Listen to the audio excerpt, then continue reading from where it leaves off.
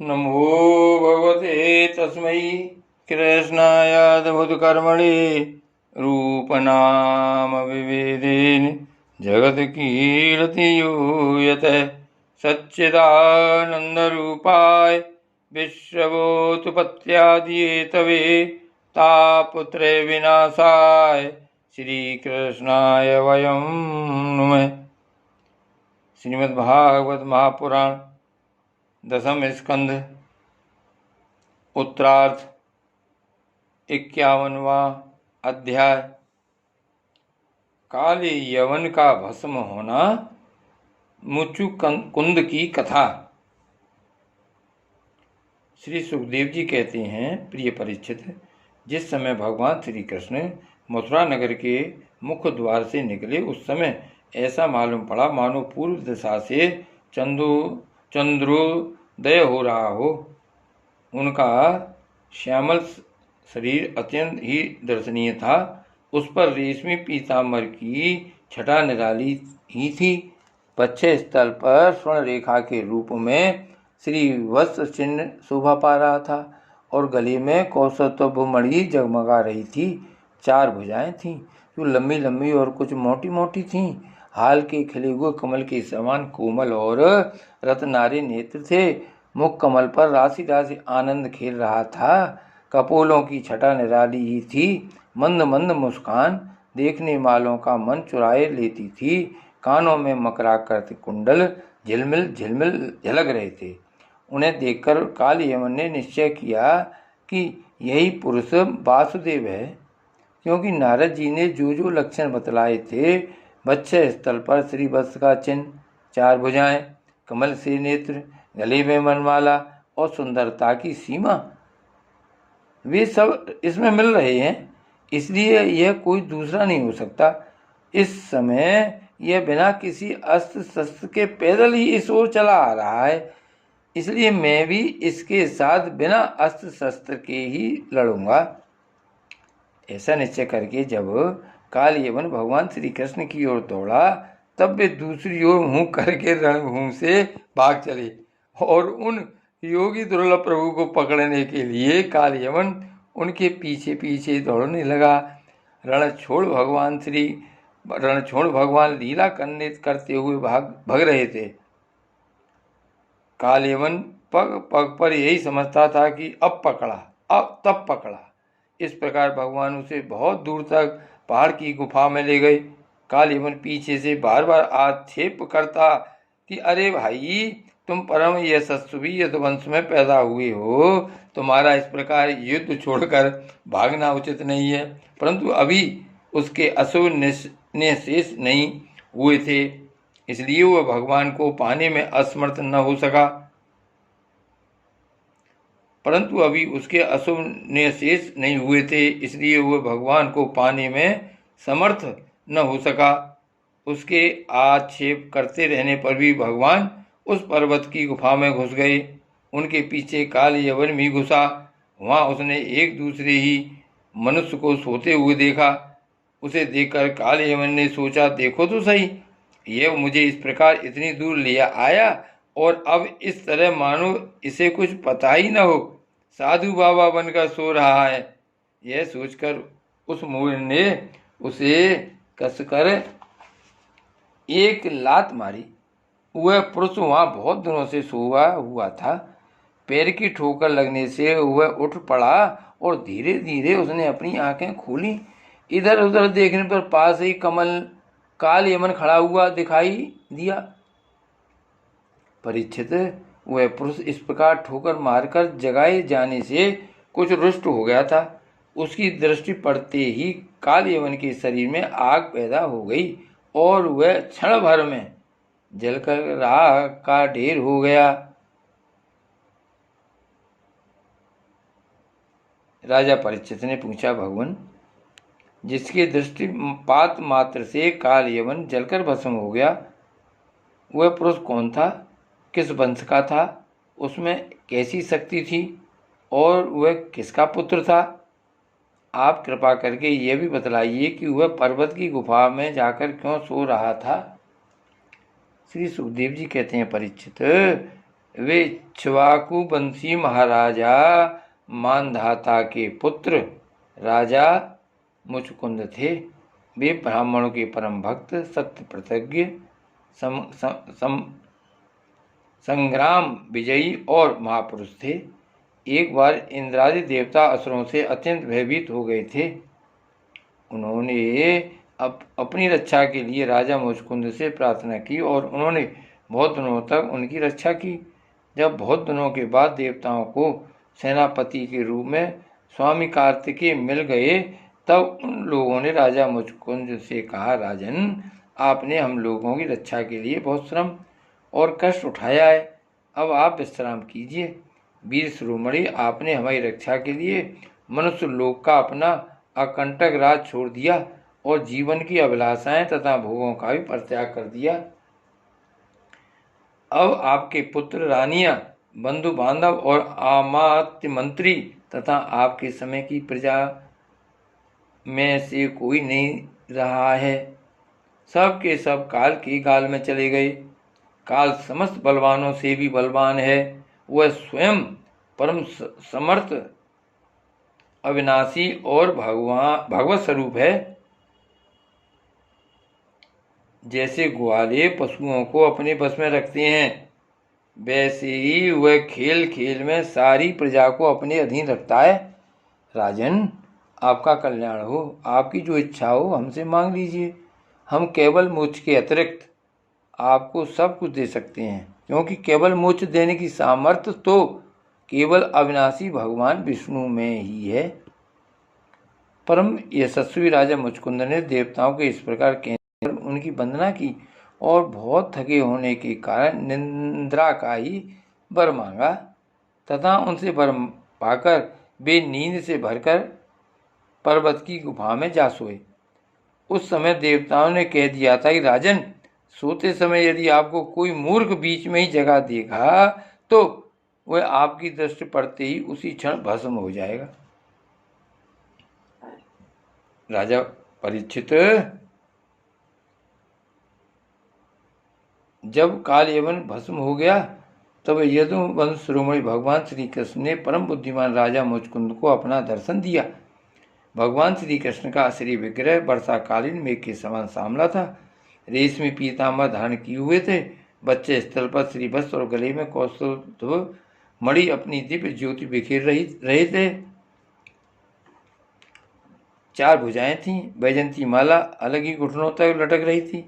मुख कमल अत्यंत सुंदर और प्रसन्नता से खिला हुआ था।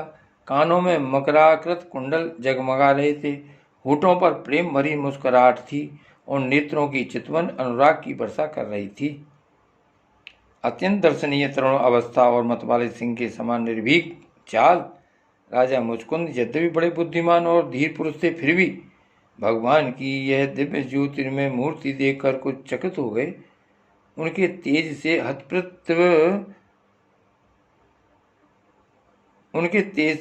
हतप्रतिभ हो सकपका गए। भगवान अपने तेज से दुर्धस्य जान पड़ते थे। राजा ने तनिक संकित होकर पूछा। राजा मुचकुंद ने कहा, आप कौन हैं? इस कांटों से भरे हुए घोर जंगल में आप कमल के समान कोमल चरणों से क्यों विचर रहे हैं? और इस पर्वत की गुफा में ही पधारने का क्या प्रयोजन था? क्या आप समस्त तेजस्वियों के मूर्तिमान तेज तथा भगवान अग्निदेव तो नहीं है? क्या आप सूर्य, चंद्रमा, देवराज, इंद्र या कोई दूसरे लोकपाल हैं? मैं तो ऐसा समझता हूँ कि आप देवताओं के आराध्य देव ब्रह्मा, विष्णु तथा शंकर, इन तीनों में से पुरुषोत्तम भगवान नारायण ही हैं। क्योंकि जैसे श्रेष्ठ दीपक अंधेरे को दूर कर देता है, वैसे ही आप अपनी अंग कांति से इस गुफा का अंधेरा भगा रहे हैं। पुरुष श्रेष्ठ, यदि आपको रुचे तो हमें अपना जन्म, कर्म और गोत्र बतलाइए, क्योंकि हम सच्चे हृदय से उसे सुनने के इच्छुक हैं। और पुरुषोत्तम, यदि आप हमारे बारे में पूछें तो हम इक्ष्वाकुवंशी क्षत्रिय हैं। मेरा नाम है मुचकुंद और प्रभु मैं यमुना अश्वनंदन महाराज मानधाता का पुत्र हूँ। बहुत दिनों तक जागते रहने के कारण मैं थक गया था। निंद्रा ने मेरी समस्त इंद्रियों की शक्ति छीन ली थी, उन्हें बेकाम कर दिया था। इसी से मैं इस निर्जन स्थान में निर्द्वंद सो रहा था। अभी अभी किसी ने मुझे जगा दिया। अवश्य उसके पापों ने उसे जलाकर भस्म कर दिया है। इसके बाद शत्रुओं के नाश करने वाले परम सुंदर आपने मुझे दर्शन दिया। महाभाग, आप समस्त प्राणियों के माननीय हैं। आपके परम दिव्य और असह्य तेज से मेरी शक्ति खो गई है। मैं आपको बहुत देर तक देख भी नहीं सकता। जब राजा मुचकुंद ने इस प्रकार कहा तब समस्त प्राणियों के जीवनदाता भगवान श्री कृष्ण ने हंसते हुए मेघध्वनि के समान गंभीर वाणी से कहा। भगवान श्री कृष्ण ने कहा, प्रिय मुचकुंद, मेरे हजारों जन्म कर्म और नाम हैं। वे अनंत हैं, इसलिए मैं भी उनकी गिनती करके नहीं बतला सकता। यह संभव है कोई पुरुष अपने अनेक जन्मों में पृथ्वी के छोटे छोटे धूल कणों की गिनती कर डाले, परंतु मेरे जन्म गुण कर्म और नामों को कोई कभी किसी प्रकार नहीं गिन सकता। राजन, सनक सनंदन आदि परम ऋषिगण और त्रिकाल सिद्ध जन्म और कर्मों का वर्णन करते रहते हैं। राजन, सनक सनंदन आदि परम ऋषिगण मेरे त्रिकाल सिद्ध जन्म और कर्मों का वर्णन करते रहते हैं, परंतु कभी उनका पार नहीं पाते। वे प्रिय मुचकुंद, ऐसा होने पर भी मैं अपने वर्तमान जन्म कर्म और नामों का वर्णन करता हूँ। सुनो, पहले ब्रह्मा जी ने मुझसे धर्म की रक्षा और पृथ्वी के बाहर बने हुए असुरों का संहार करने के लिए प्रार्थना की थी। उन्हीं की प्रार्थना से मैंने यदुवंश में वसुदेव जी के यहाँ अवतार ग्रहण किया है। अब मैं वसुदेव जी का पुत्र हूँ, इसलिए लोग मुझे वासुदेव कहते हैं। अब तक मैं कालनेमि असुर का, जो कंस के रूप में पैदा हुआ था, तथा प्रलम्ब आदि अनेकों साधु द्रोही असुरों का संहार कर चुका हूँ। राजन, यह काल यवन था जो मेरी ही प्रेरणा से तुम्हारी तीक्ष्ण दृष्टि पड़ते ही भस्म हो गया। वही मैं तुम पर कृपा करने के लिए ही इस गुफा में आया हूँ। तुमने पहले मेरी बहुत आराधना की है और मैं हूँ भक्त वत्सल, इसलिए राजर से तुम्हारी जो अभिलाषा हो मुझसे मांग लो। मैं तुम्हारी सारी लालसा अभिलाषाएं पूर्ण कर दूंगा। जो पुरुष मेरी शरण में आ जाता है उसके लिए फिर ऐसी कोई वस्तु नहीं रह जाती जिसके लिए वह शोक करे। श्री सुखदेव जी कहते हैं, जब भगवान श्री कृष्ण ने इस प्रकार कहा तब राजा मुचकुंद को वृद्ध गर्ग का यह कथन याद आ गया कि यदुवंश में भगवान अवतीर्ण होने वाले हैं। वे जान गए कि वे स्वयं भगवान नारायण हैं। आनंद से भरकर उन्होंने भगवान के चरणों में प्रणाम किया और इस प्रकार स्तुति की। मुचकुंद ने कहा, प्रभु, जगत के सभी प्राणी आपकी माया से अत्यंत मोहित हो रहे हैं। वे आपसे विमुख होकर अनर्थ में ही फंसे रहते हैं और आपका भजन नहीं करते। वे सुख के लिए घर गृहस्थी के उन झंझटों में फंस जाते हैं जो सारे दुखों के मूल स्रोत हैं। इस तरह स्त्री और पुरुष सभी ठगे जा रहे हैं। इस पाप रूप संसार से सर्वथा रहित प्रभु, यह भूमि अत्यंत पवित्र कर्म भूमि है। इसमें मनुष्य का जन्म होना अत्यंत दुर्लभ है। मनुष्य जीवन इतना पूर्ण है कि उसमें भजन के लिए कोई भी असुविधा नहीं है। अपने परम सौभाग्य और भगवान की अहेतुक कृपा से उसे अनायासी प्राप्त करके भी जो अपनी मति गति असत संसार में ही लगा देते हैं और तुच्छ विषय सुख के लिए ही सारा प्रयत्न करते हुए घर गृहस्थी के अंधेरे कुएं में पड़े रहते हैं, भगवान के चरण कमलों की उपासना नहीं करते, भजन नहीं करते, वे तो ठीक उस पशु के समान हैं जो तुच्छ तृण के लोभ से अंधेरे कुएं में गिर जाता है। भगवान, मैं राजा था। राजलक्ष्मी के मद से मैं मतवाला हो रहा था। इस मरने वाले शरीर को ही तो मैं आत्मा अपना स्वरूप समझ रहा था और राजकुमार, रानी, खजाना तथा पृथ्वी के लोभ मोह में ही फंसा हुआ था। उन वस्तुओं की चिंता दिन रात मेरे गले लगी रहती थी। इस प्रकार मेरे जीवन का यह अमूल्य समय बिल्कुल निष्फल व्यर्थ चला गया। जो शरीर प्रत्यक्ष ही घड़े और भीत के समान मिट्टी का है और दृश्य होने के कारण उन्हीं के समान अपने से अलग भी है, उसी को मैंने अपना स्वरूप मान लिया था और फिर अपने को मान बैठा था नरदेव। इस प्रकार मैंने मंदांध होकर आपको तो कुछ समझा ही नहीं। रथ, हाथी, घोड़े और पैदल की चतुरंगणी सेना तथा सेनापतियों से घिरकर मैं पृथ्वी में इधर उधर घूमता रहता। मुझे यह करना चाहिए और यह नहीं करना चाहिए, इस प्रकार विविध कर्तव्य और अकर्तव्यों की चिंता में पड़कर मनुष्य अपने एकमात्र कर्तव्य भगवत प्राप्ति से विमुख होकर प्रमत्त हो जाता है, असावधान हो जाता है। संसार में बांध रखने वाले विषयों के लिए उसकी लालसा दिन दूनी रात चौगुनी बढ़ती ही जाती है। परंतु जैसे भूख के कारण जीव लपलपाता हुआ सांप असावधान चूहे को दबोच लेता है, वैसे ही काल रूप से सदा सर्वदा सावधान रहने वाले आप एकाएक उस प्रमादग्रस्त प्राणी पर टूट पड़ते हैं और उसे ले बीतते हैं। जो पहले सोने के रथों पर अपना अथवा बड़े बड़े गजराजों पर चढ़कर चलता था और नरदेव कहलाता था, वही शरीर आपके अबाध काल का ग्रास बनकर बाहर फेंक देने पर, पक्षियों की विष्ठा धरती में गाड़ देने पर, सड़कर कीड़ा और आग में जला देने पर राख का ढेर बन जाता है।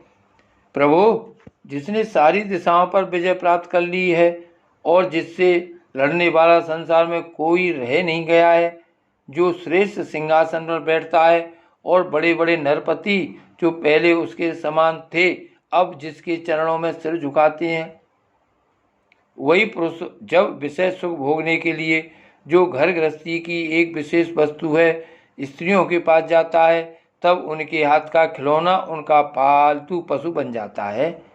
बहुत से लोग विषय भोग छोड़कर पुनः राज्यादि भोग न मिलने की इच्छा से ही दान पुण्य करते हैं और मैं फिर जन्म लेकर उससे बड़ा परम स्वतंत्र सम्राट होऊं, ऐसी कामना रखकर तपस्या में भली भांति स्थित हो शुभ कर्म करते हैं। इस प्रकार जिसकी तृष्णा बड़ी हुई है वह कदापि सुखी नहीं हो सकता।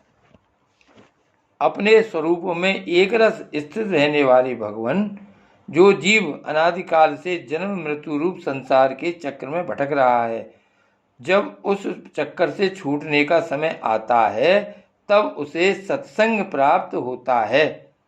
यह निश्चय है कि जिस क्षण सत्संग प्राप्त होता है उसी क्षण संतों के आश्रय कार्य कारण रूप जगत के एकमात्र स्वामी आप में जीव की बुद्धि अत्यंत दृढ़ता से लग जाती है।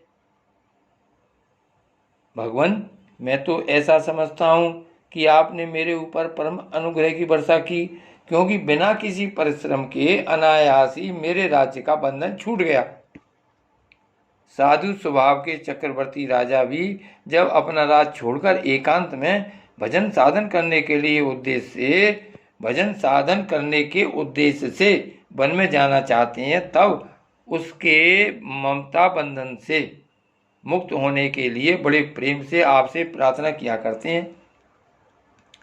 अंतर्यामी प्रभु, आपसे क्या छिपा है, मैं आपके चरणों की सेवा के अतिरिक्त और कोई भी वर नहीं चाहता, क्योंकि जिनके पास किसी प्रकार का संग्रह परिग्रह नहीं है अथवा जो उसके अभिमान से रहित हैं, वे लोग भी केवल उसी के लिए प्रार्थना करते रहते हैं।